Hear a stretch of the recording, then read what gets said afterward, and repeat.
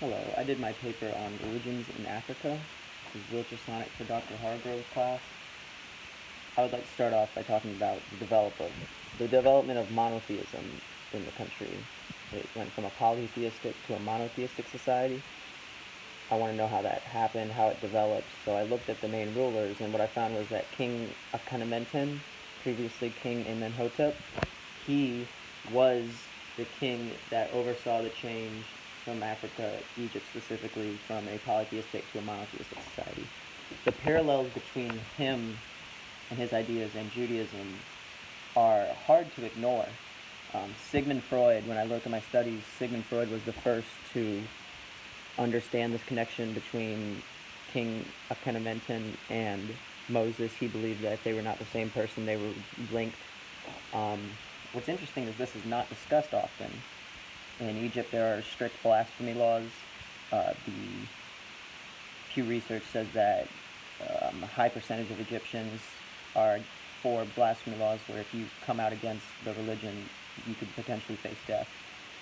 There's a huge urgency for these people not to show too much truth or fallibility from these ideas. They don't want the idea that Islam could be fallible, Judaism, Christianity, all of the main Abrahamic religions.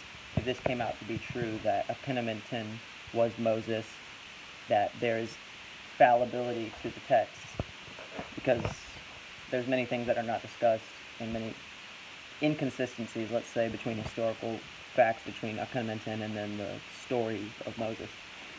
The same language, they both talked about an omnipresent, all-powerful, one God. This is a change from the polytheism.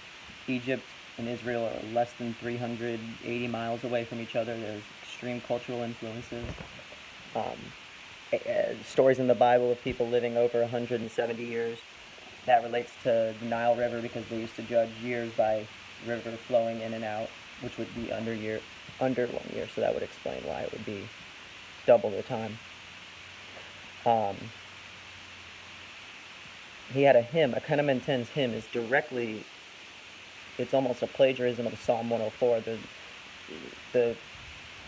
It's uncanny, the connection between the two. I could be wrong about this, but I believe that Akhenaten was Moses. It's hard to know history and know who. It's hard to know about religious history when so many stories have been embellished and there's not that much that's been written down. You know how games of telephone, how quickly messages can be distorted. Now imagine that happening over hundreds of years, thousands of years. So yes, that is my review.